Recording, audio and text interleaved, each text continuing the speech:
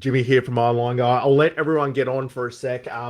Just wanted to start by saying Frothy Fridays, still a thing, still love them. Just no booze. Haven't had a drink in almost 4 months now. So just trying to see now how long I can go without them. So have my coffee, have my black coffee. That's going to have to do me for now. So hopefully everyone's has had a good week. It's been a super busy week for us here. Just lots of things on. We're part of this thought leadership group of business owners called WA Leaders, which has been really good. And that was yesterday, so it was a long day. But I'm super pumped for today, guys. Today's title is a little bit of a catfish, clickbaity title. I don't think anyone has any project management bliss. It's one of the worst things you have to do as a business. But I just wanted to talk about our journey and what we've been doing from a project management standpoint, because I feel like it's a good time to do it because the business is maturing. And I'll get into the specifics of what that means. But as always, guys, if you have any questions about project management, please just post them in the chat.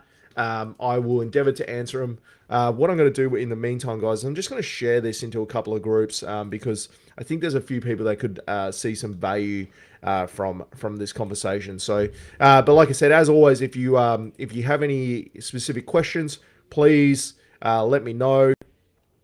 Because I'd love to answer them for you. But yeah, let's just get straight into it. So project management is the bane of most businesses' existence, us included. So let's take a step back a few years and talk about where we come from to where we are now. So a lot of people don't actually know the history of the agency and how we started. So for the longest time, it was Pauline and myself and Cam. Cam came in real early in the piece, but Cam's a big part of that. And we started from a project management perspective. We started with a tool called Asana. And Asana is just a project management tool. It worked perfectly fine when we had like one or two clients. It was just keeping track of it was mainly just a glorified to-do list. We had no real structure to it. We basically make a client and make a heap of to-do lists in there. As a business, we just didn't have many structures either. So it was it was basically just a way of keeping track of our to-dos. And that worked well. Until it didn't, and it failed catastrophically in the fact once we got to like 3, 4, 5, 6 clients and we didn't have any process, we were just doing way too much work to really keep the lights on. So we decided to triple down and sit down as a team, Cam, myself, and Pauline, and talk to Project Box, Pippa over at Project Box, who introduced us to ClickUp. And up until 4 months ago, we were using ClickUp, and it kind of did the job for us. We were, just working, chipping away, adding our little processes and systems in, formalizing our process for websites and SEO and Google Ads and everything like that, and sort of moving it. It worked, but it kind of didn't. We kind of turned it into this Frankenstein's monster, which I think happens with a lot of project management systems, where we were still having to rely on Google Sheets and external documents because ClickUp, we couldn't get ClickUp to do a certain thing, or we couldn't do something with ClickUp, or I just stopped using it wholesale because I couldn't get my head around how convoluted it had gotten. But Pauline and Cam still persevered and pushed through it, and it kind of went to the wayside once we started growing really quick. Because quite frankly, I think most project management structure, a project management system is a lot like a dam in a way. They're designed for a certain capacity. So you design a project management system around your capacity at the time. And effectively, you create spillways, which is like where the water goes if there's a flood upstream and it goes to your dam. Basically what we did is our project management system hit its spillway, hit its capacity, and we kind of just let the water overflow instead of building a bigger dam to take on more water, because you got to kind of wait for the flood to subside before you can actually improve what you do. So for like 6 solid months, we kind of just ran with ClickUp, put things in where they could go, where they felt like they could be the best fit, things like that, and it just wasn't working long term. So we decided, and so like it quietened down over Christmas, which it does for most people, and we started to we sat down as a team and we started implementing EOS, which is like an entrepreneurial operating system. And part of that is to do these quarterly meetings. And we, as a leadership team, we sat down, Cam, myself, Will, and Dan, Pauline sat down and said, what are the key issues in this business right now, and what needs to be our goal for the next 3 months? So this is not only a story about project management; it's a story about really working out what the bedrocks are of your business and working towards them. So one of the we all came into this meeting, which lasts a full day, mind you. Came into this meeting with our set of issues. We all had It was interesting. We all had like 6 issues, but they were all flavors of the same thing. Pauline was complaining about the lack of information flowing through the business, and Will was saying one of his issues was like, how fragmented it is, and Dan was saying that he's not sure where everything is. And what we decided was the root cause of the issue was just the flow of information through the business, not necessarily the information itself, but just the flow and how fragmented the flow is. And that's when we determined that ClickUp maybe wasn't the right fit from a flow perspective to carry this business into its next phase.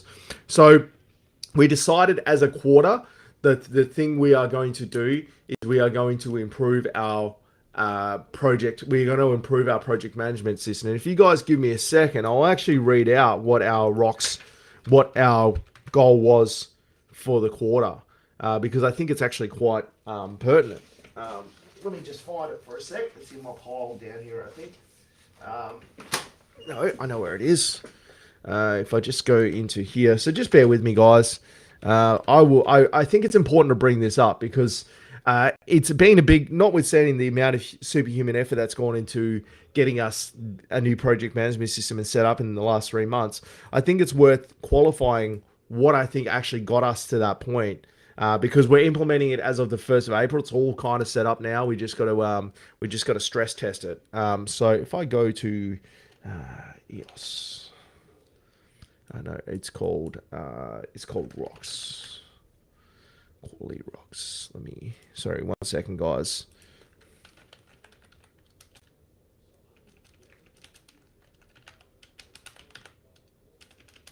I have to find it. But basically, our quarterly rocks was one of our quarterly rocks was to set up and implement Avasa, which is the project management tool we're using now. Set up and implement Avasa and have it operating by the first quarter of 2022, basically. So what we did is said, okay, well, if that's our goal, we're going to have to work back from that to work out weekly what we need to do every week to push us forward. And what we determined is Pauline needs to have a meeting, 2 hours of face-to-face meet time with whoever, with 100% attendance, and that really got us really close. So let's just get straight into it. So we're now using a tool called Avasa, and what I might do at this point is share my screen, and then why not? I'll run you guys through what we've done, but I'll answer the 2 questions that the team thought would be really good to talk about, which was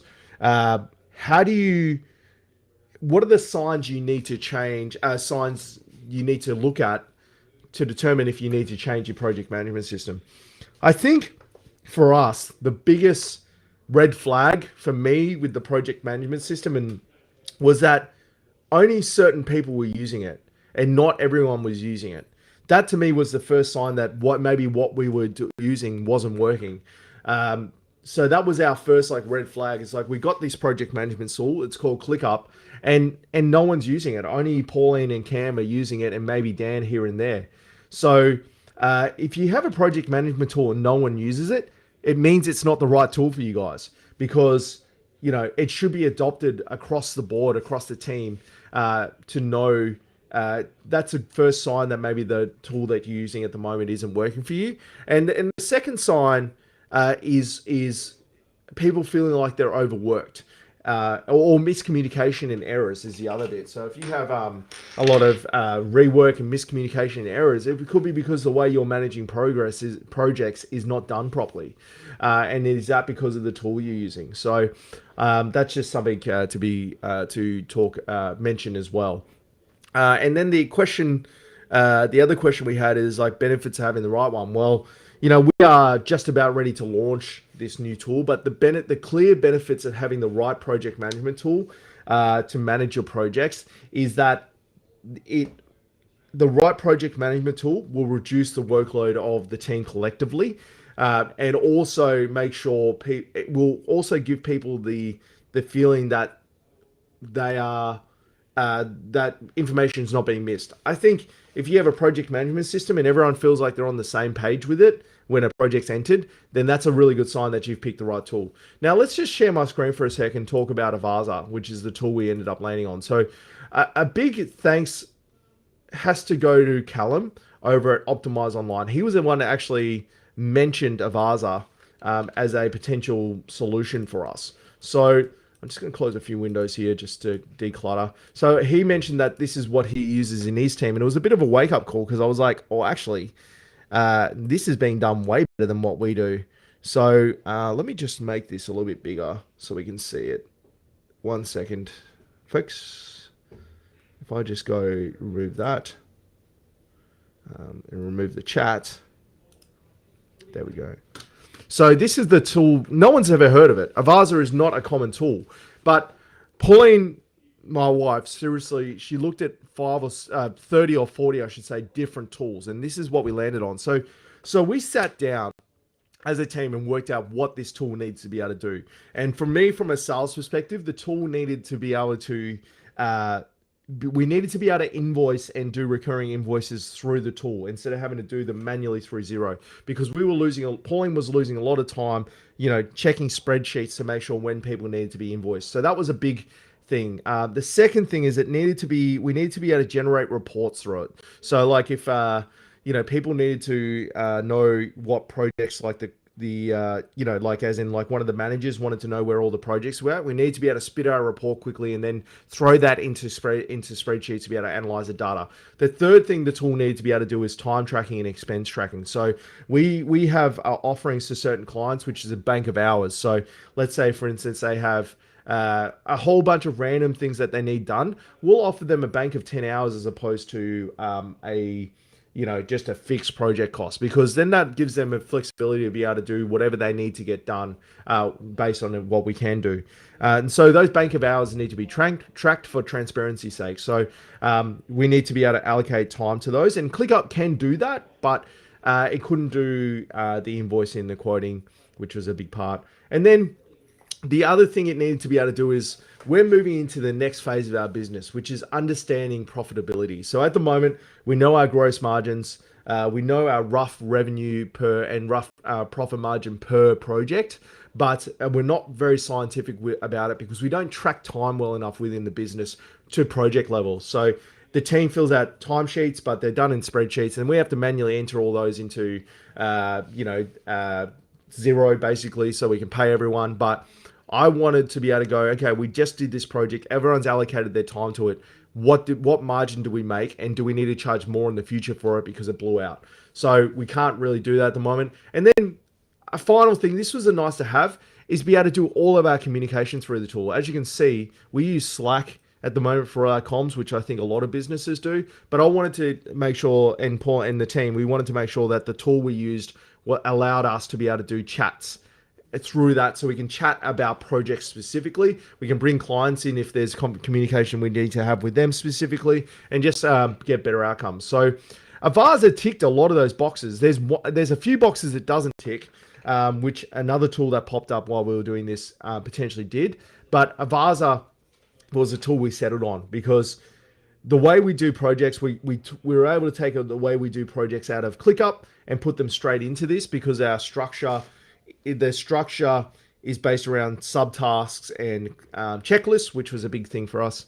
And you can see here, run successful projects.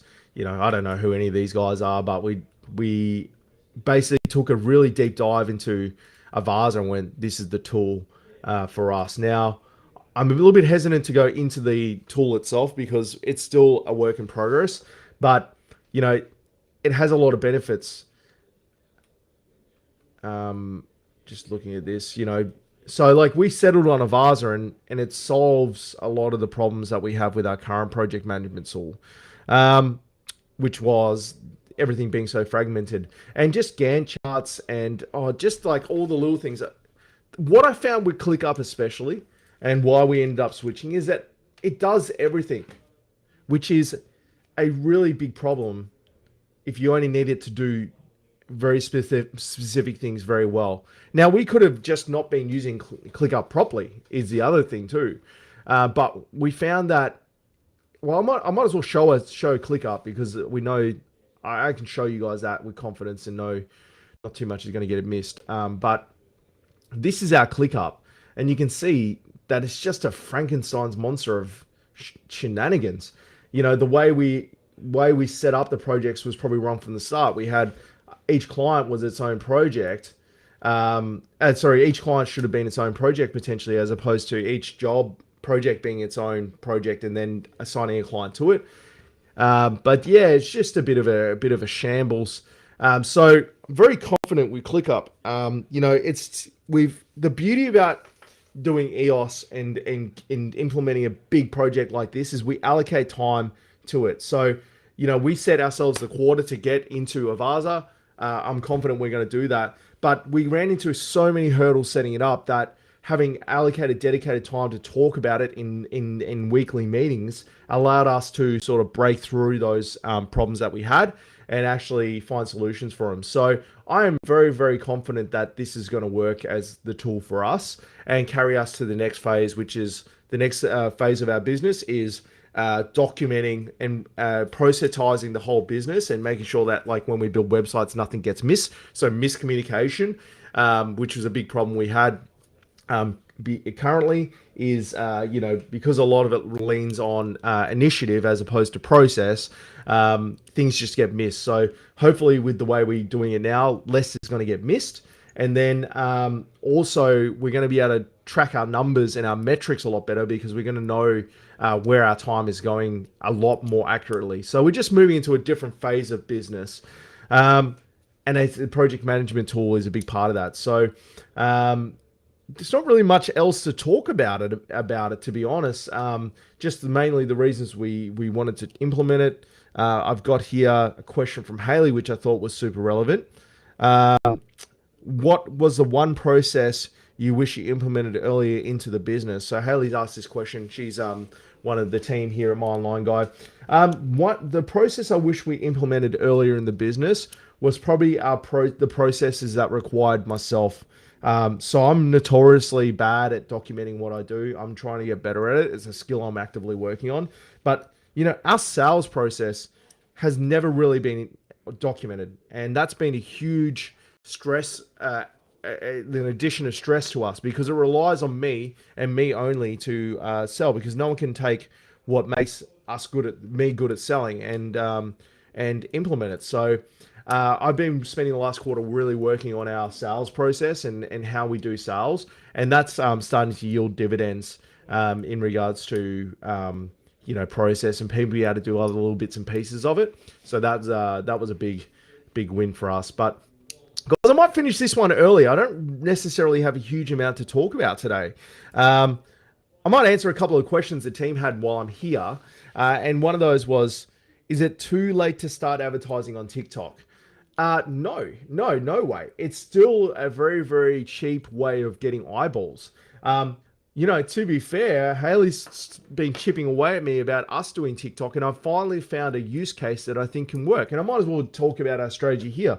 So the reason we haven't implemented TikTok yet is not necessarily that I don't think it's a valuable channel. I think it has a huge amount of potential because it's got eyeballs, but I just wanted to do something that felt natural to us. And what we're going to do as a strategy is implement is TikTok and Reels. And so this is I consider TikTok part of a broader category, which is like just short form video content. So YouTube Shorts, Instagram Reels, Snapchat Stories, Snapchat, TikTok, they're all similar in the way they're mechanically executed. So something we're going to look at implementing is our TikTok, say, short form content strategy is actually going to be more scenario based. And what I mean by that is what we're going to do is, say, for instance, I'm going to change my background to a pub, and I'm going to do how businesses do social media, and I'll like walk in a pub and go, "Oh, I'm Jimmy. You know, did you know that we do digital marketing? And you know, did you see that we built this really awesome website? Oh, and also, did you know that we're the best at it?" Versus how a business should do it, which is I walk into a pub and go, "Oh, g'day guys, I'm Jimmy. What do you do? How do you? Oh, okay, that's interesting. Oh, you know, so if you're building a website, you should be doing it this way. Oh, yeah, we do build websites, but you know, we can talk about that more. But you know, look, let me help you. So we're just going to do a scenario based, but try and get a bit of comedy into it. So that's going to be our plan of attack for short form media, because I think I've said this in the past, but I think every business should implement, like every business through its lifetime will basically implement every channel of marketing, because as you grow you need to find more channels. It's when as a business you implement that stuff is important. So you know, Dan's question about advertising on TikTok, I think it's never too late to do it. Whether you early adopt that as a technology based around your demographic, like if your demographic is 20 to 25 year or 20 to 30 year olds, uh, you know, and it's a fast moving consumer good, man, that is where I would be advertising right now. But if you're an engineering firm that sells bespoke custom builds to, you know, other engineering firms, then TikTok might not be the best channel to target right now. It might be LinkedIn or Google Ads or something like that. So that's what I would suggest to that. So another question I got from Cam um, is, what is the largest change that you didn't expect the business in business from when you started working with clients? Fantastic question. Probably my favorite, one of the favorite questions I've ever been asked. Um, so basically, what Cam's asking is like, because I used to do stuff for myself. What is the biggest shift in business mindset and like way we work, taking on clients and working with clients? Um, the biggest change, the biggest fundamental change I've made in the way I operate is putting communication first. So when you work for yourself and you do freelancing, or you don't work with any clients and it's just internal stuff, communication gets thrown out the window because you're only communicating with yourself. Um, so that was the biggest monumental shift, is like, what is going to be our philosophy and our policy in regards to communication? Are we going to under communicate, communicate just enough, or over communicate? And that has been the big policy shift in the last couple of years for us, is over communicating to clients, erring on the side of almost annoying a client with the amount of communication we have, versus them having to ask us questions to get answers. We should be so proactive about our communication that it's we're in front of the clients. So like that's been a biggest shift, you know, for us in the last year, especially year and a bit, is a shift to like, you know, what got us the first 10 clients? Well, it was the fact that I was on the phone every day and messaging and emailing, telling clients. So how do we extend that to the fact that we've got 8 of us in the office now, 7 of us in the office now? Well, we just have to implement policies and procedures to make sure that that happens.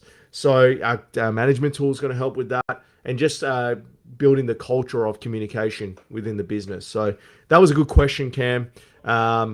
A really good question, actually. And yeah, guys, I'm going to finish this. I've got a little bit more to do today. I just wanted to jump on and be consistent, show up, even if it's imperfect action, show up and chat. Guys, if you have any questions in the meantime, let me know. Or if there's a topic you want me to talk about, let me know too. I might actually do a whole video on TikTok and how we're going to do it as a strategy, because I keep getting asked about TikTok. So why not talk about TikTok and how a business can implement it, and the ways we're going to implement it, and like break down how it works, because I still need to understand how TikTok works and how it can be valuable for us. And maybe that's the video I do next week, because we'll do a bit of a deep dive into TikTok and what we're going to do as a strategy and a plan. Maybe what I'll do in the meantime is draw down our strategy and what that looks like. And maybe that might give businesses that don't necessarily see TikTok as something they want to do now, a bit of a roadmap on how they can do that in the future. So if that's something you guys want to see, let me know. Otherwise, I'm just going to do it anyway, because it's it's something that I want to do. But yeah, thanks, guys. I'm going to leave this one here. Any questions, as always, let me know, and I'll chat to you next week.